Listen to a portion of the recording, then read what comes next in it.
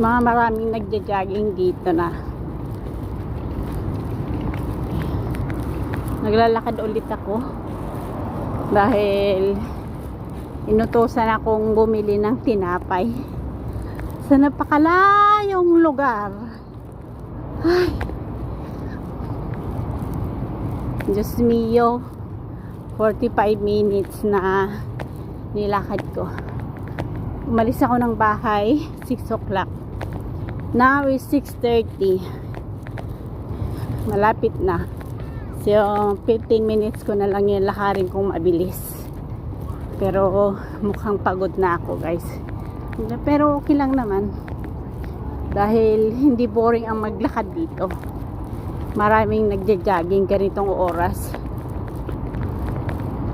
Ayan.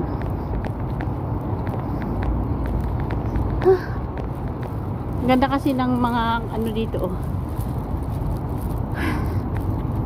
Ganda. Maganda yung view.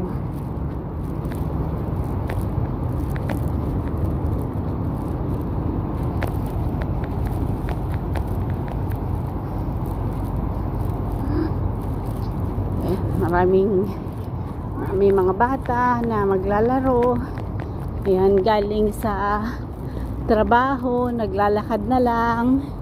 Dito kasi uso ang lakaran. Hindi uso ang sakayan dito.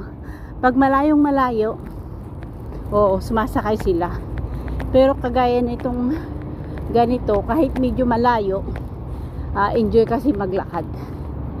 Ayan, enjoy maglakad dito.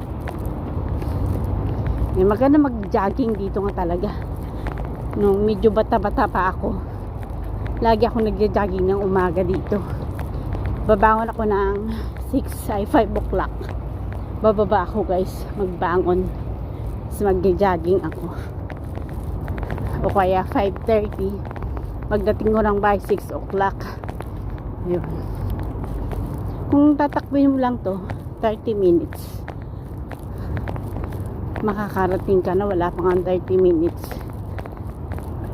Pero kung kagaya kong maliit lang yun, ko natalisog pa ako, buti hindi ako nadapa, guys.